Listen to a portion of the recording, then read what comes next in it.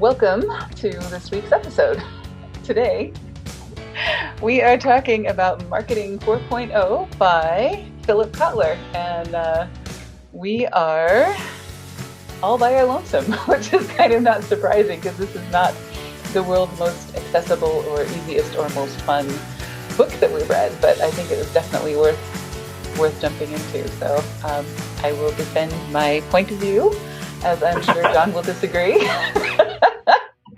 as we move forward, right? Yeah. So, first impressions, what did you think? Well, firstly, tell me who you are, since there's nobody here but you and me, so. Oh, right. Yeah, I guess we do need to do introductions and all of the formalities, even though it's just us kids.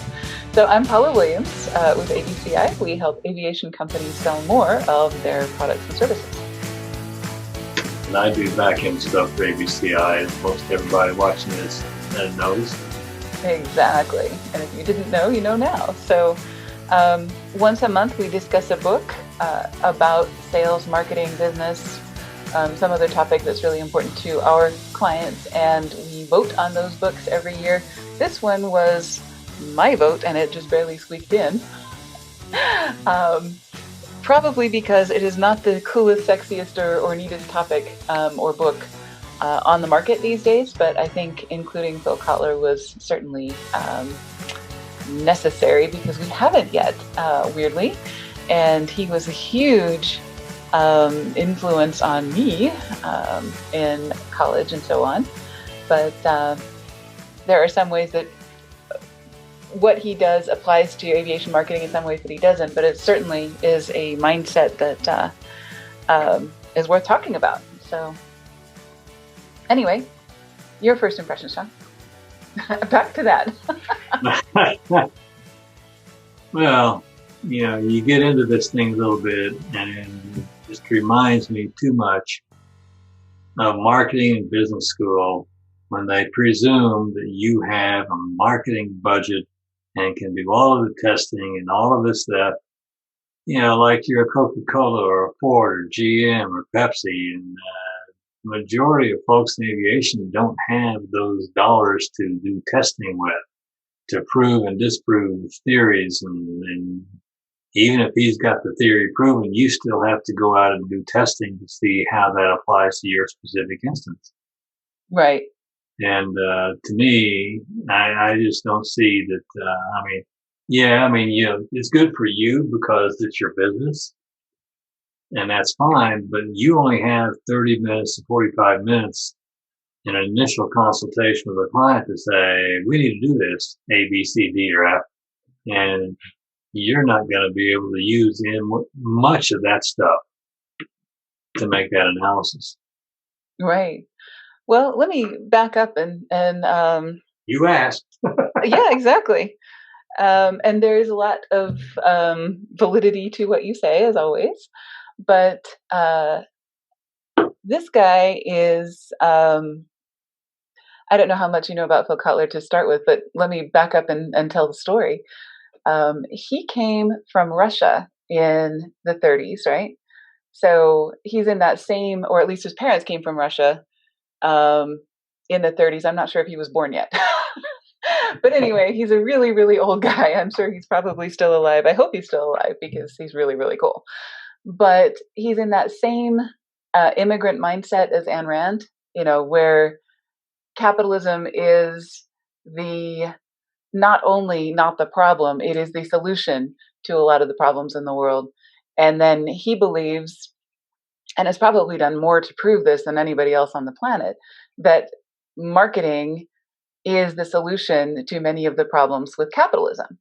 And, so a lot of the things that he's done before Kotler, advertising and marketing were kind of a mess. Basically the only way to that a company would do marketing would be to advertise more, or yell louder, buy more media and those kinds of things. Kotler really made a science out of it. He introduced the 4 Ps. You've probably heard of that, where it goes way back before you start barking about your product.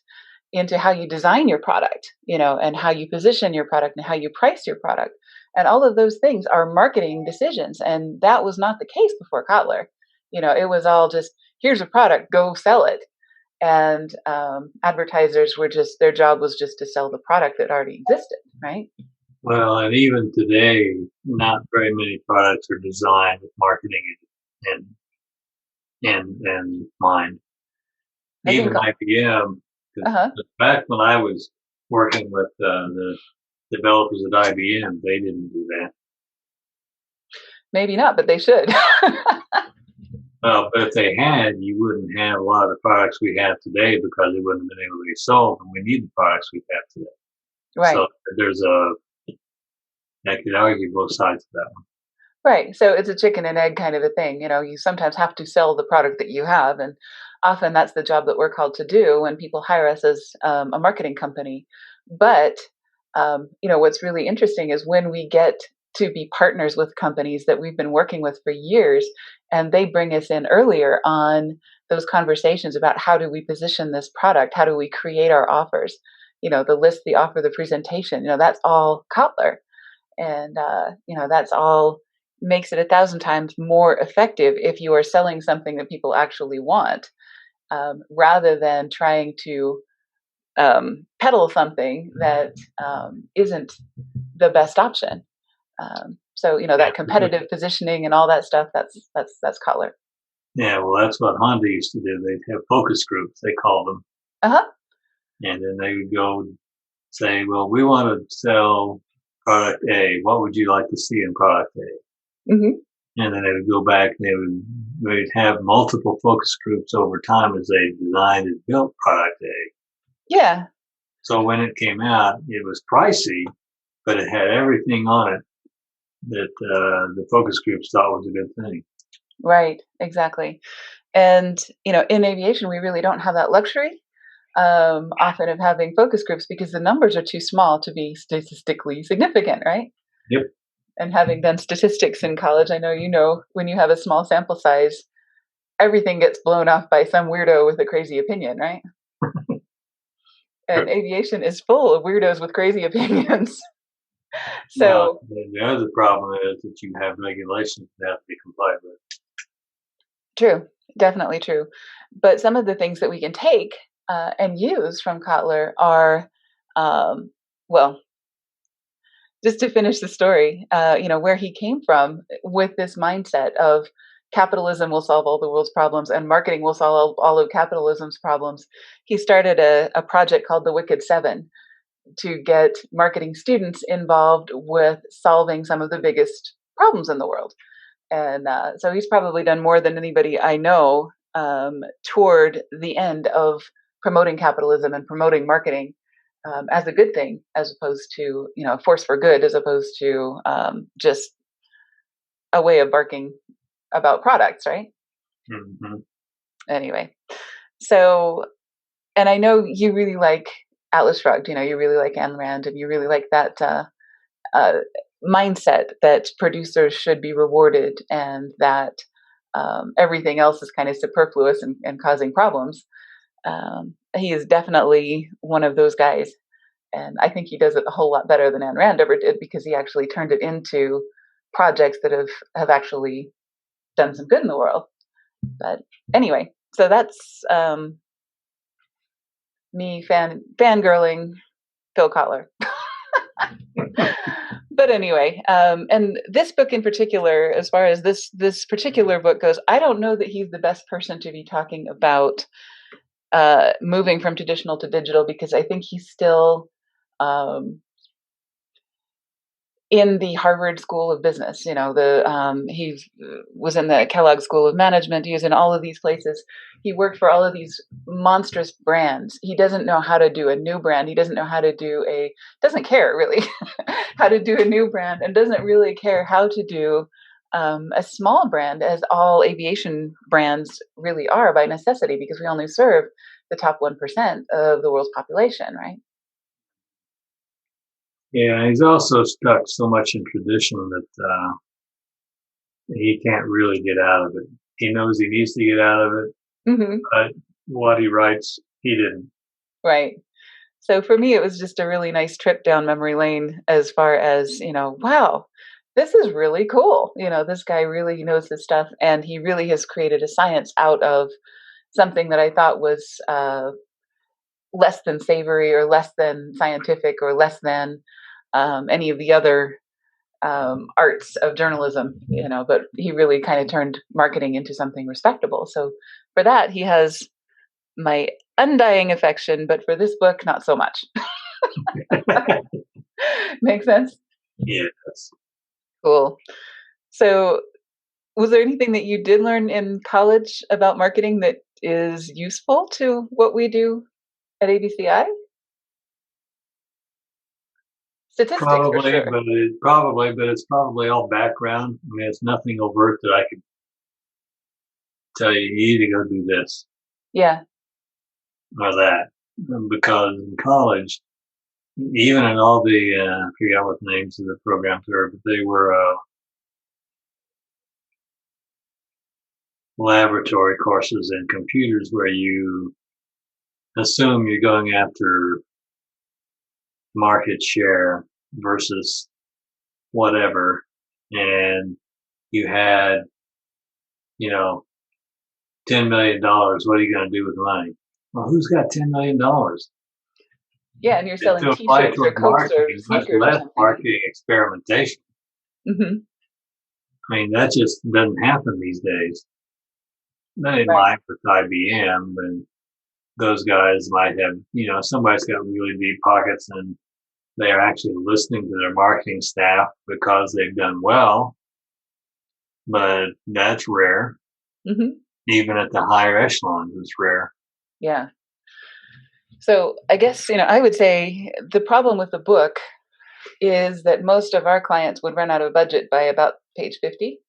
If they made it that far. So all of this stuff is good information and sound theory, but we really have to abbreviate in order to get anything done on the time frames and within the budget that most of our clients are working with. So, that's why I we do the think, marketing worksheet is very Kotler, but it's very abbreviated, right? yeah, but I think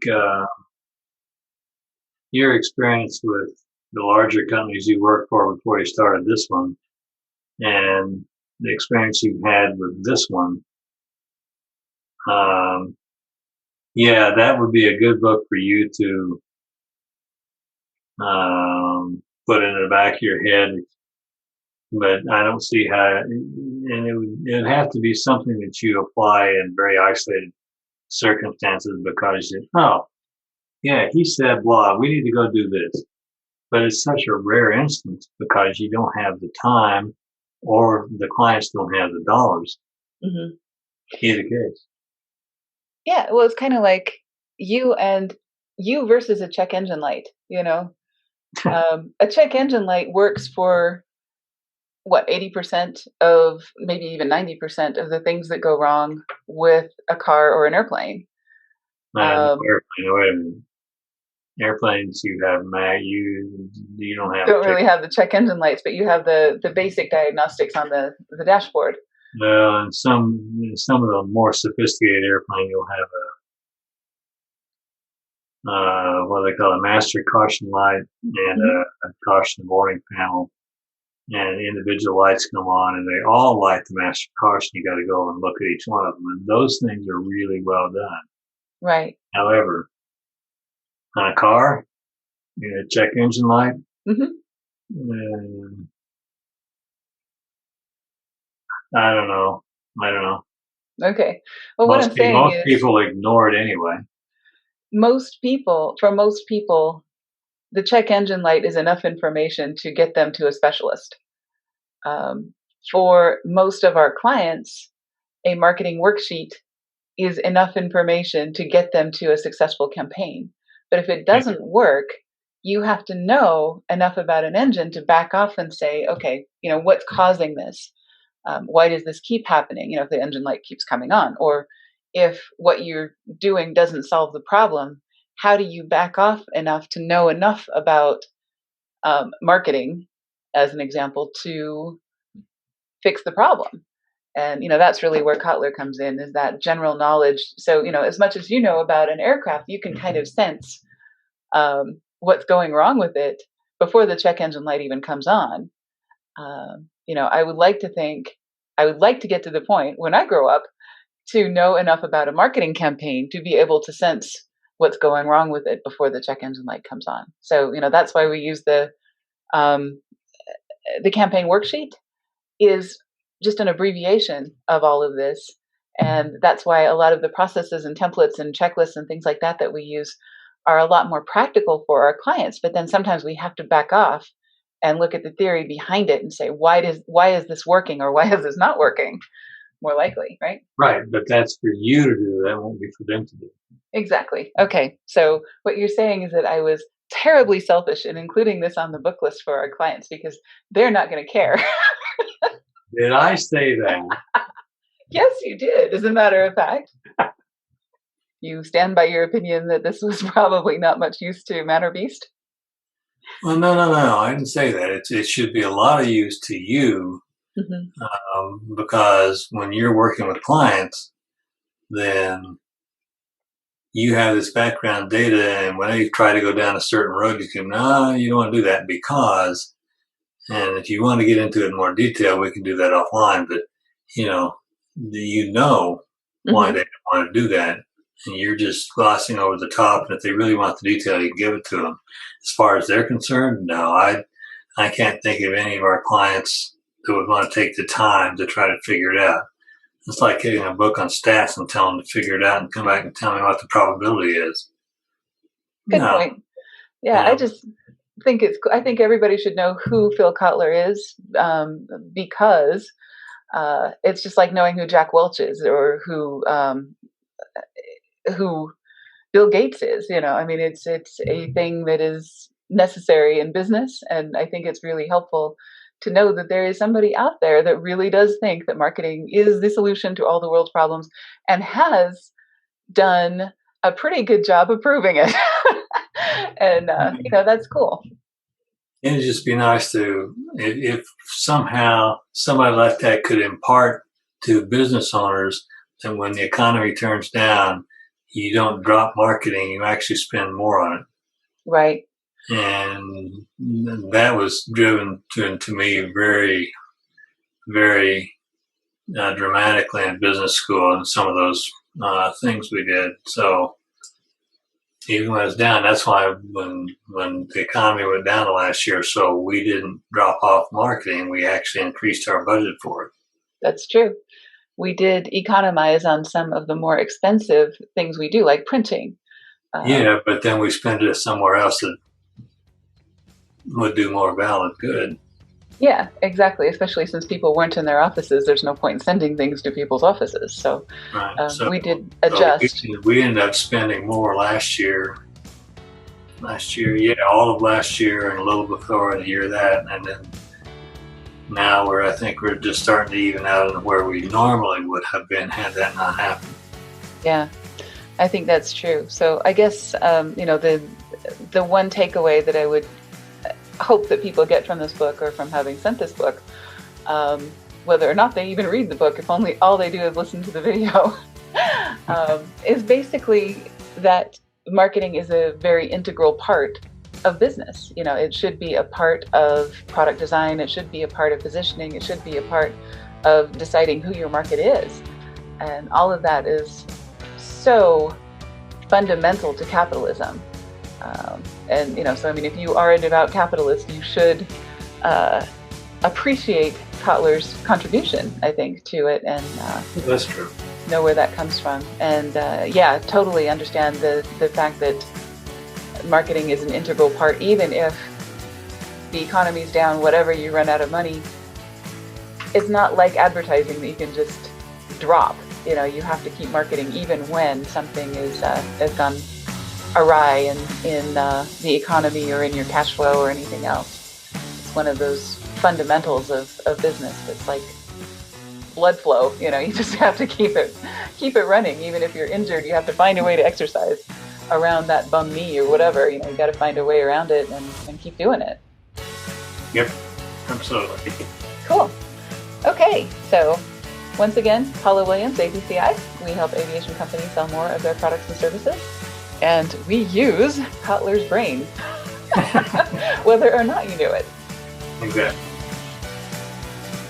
So you all stay safe and healthy, and we'll see you next time.